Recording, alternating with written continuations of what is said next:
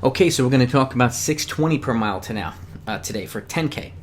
My last two videos I did 640 per mile, 7 minutes per mile, okay?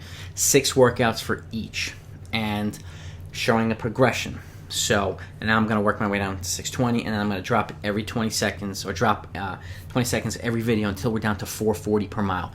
And every couple of videos you're going to see a new batch of workouts. So you're going to have, by the end of the series, you'll have 12 or 15 new workouts at your disposal that you may or may not have seen. The same applies to my 5K series. I did that as well. That's in the description. I'm going to do a half marathon series and I'm going to do a marathon series. So again, if you're a coach or an athlete and you want a boatload of running content, I have 200 plus videos. Hit the subscribe button right now and hit the bell icon so you don't miss new videos and you have access to all the ones that I've already put out. And I am speaking from 2 decades, of experience as a former competitor and a current coach, high school, college, and post-collegiate level. I'm also USATF certified, so I'm certified by the USA Track and Field Governing Body as a coach as well. So, but credentials aside, credentials don't make people run fast, okay? It's coaching them and developing them that does. So, which is why I want to share this, which is why I'm sharing so much, so many videos and so much training detail, because I want you to have as much stuff at your disposal, as much content and info at your disposal for your learning and for your development as a coach or an athlete, so you have as many things that you can use and you come across some things that you feel is most appropriate. You might plug in here, you might plug in here for certain athletes, and this is where coaching with the eyes is as important as coaching with the stopwatch. I repeat this, I beat it like a dead horse, but I can't emphasize it enough. It's not only stopwatch, it's paying attention to your athletes, it's knowing their strengths and weaknesses, communicating with them so that you're in the position to make decisions on the fly if you need to. You're putting yourself and them in a position for long-term and short-term success. So with that, let's get over here. Let's go over to 6 workouts, mostly new ones, okay, for 39.25, 10K. So if sub 40 is a goal for some of your runners, this is a good series because this puts you in a position to make a significant breakthrough instead of trying to shoot for 39.58, 39.55. This puts you in a position building towards these paces so that even an off day you can still get under by a significant amount and achieve the goal. Okay, so let's get to it and take a look and compare it with the last 2 videos. Okay, you'll see differences in the workouts. My last 2 videos, my first workout was 400s. Now we're moving to 500s. Okay, so building towards 12 to 16 times 500. Okay, which is 6,000 meters to 8,000 meters worth of running, but short repeats. Okay, with a 75-second recovery, a minute 15. And the pace is 158 to 153 per rep. That's essentially 10K pace, 620 down to 5K pace, okay, which is about 607 per mile. Okay, so a progression throughout the workout, all right? And again, you can progress from 400s to 5s to 6s to 8s and so on and so forth. That's why I'm doing so many workouts, because you can see what you need to do to get from one point to the next, okay? Because it's not always running workouts faster. It's also the ability to do more work or longer reps at that same pace. That's also a sign of progression. Recovering faster and recovering better from workouts, also a sign of progression. It's not only am I doing the workouts faster, there's so many other pieces to the puzzle, and that's why I want you to have as much intel as possible, okay? So that's workout 1. Workout 2.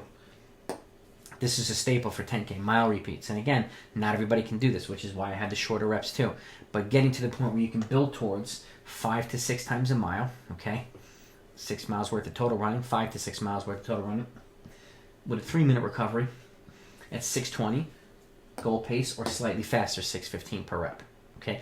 Progressing towards the faster run as you can. Okay? Progressing faster throughout a workout and even some runs is a good thing to do. It helps to simulate running faster in races, negative splitting in races, and a lot of ways to improve your threshold capacity and your fitness levels, okay? And your ability to kind of do harder work and drilling what it feels like to run faster at the end of the race. Because sometimes you might not be running faster. It feels like you're running faster, but you could just be maintaining pace, but it hurts like hell.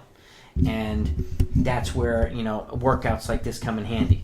Other reps like this come in handy. So 5 to 6 times a mile with a 3-minute recovery, 620 to 615 per reps. Your older and fitter, more experienced athletes can get to the point where they're doing 230 recovery, even 2-minute recovery, okay? But again, paying attention, see how well they recover. You know, if they can do this workout and then next time do that same paces with a 230 recovery, that's a major step in fitness, major improvement, okay? So, workout 3, 800-meter reps, 8 to 10 of them, 4 to 5 miles worth of total running, basically intermediate distances with a 2-minute recovery, 313 down to 303 per rep. Again, 10K pace down to 5K pace progression, okay? The longer reps, like the miles, kind of stay closer to 10K or slightly faster. If you can get to the point where you can progress from 10K to 5K pace in a workout like that, that's pretty intense. That's a meaty workout.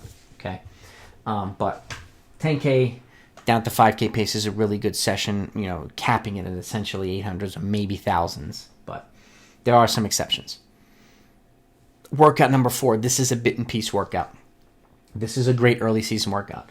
This one's a great early season workout. This is a great kind of mid to late season workout. Great mid-season workout, okay? This one here is early.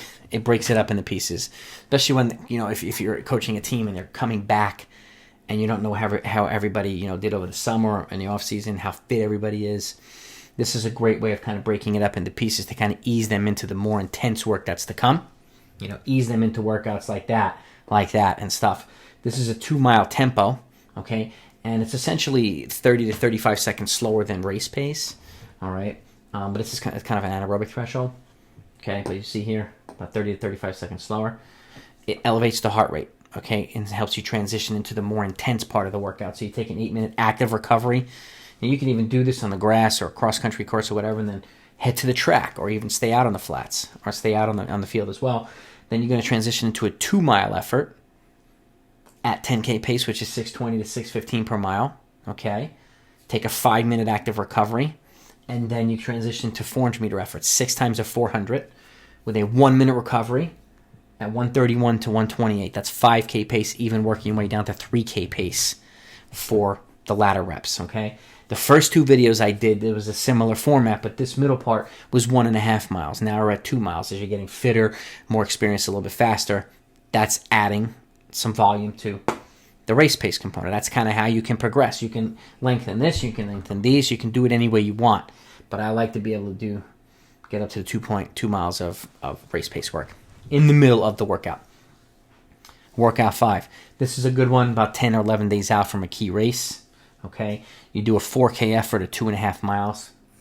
With an 8-minute recovery, you do 1550 to 1540. That's 620 right on the dot, or slightly faster. Okay, you need to know what it feels like to go through 4K at race pace or 5K at race pace. Got to know what it feels like.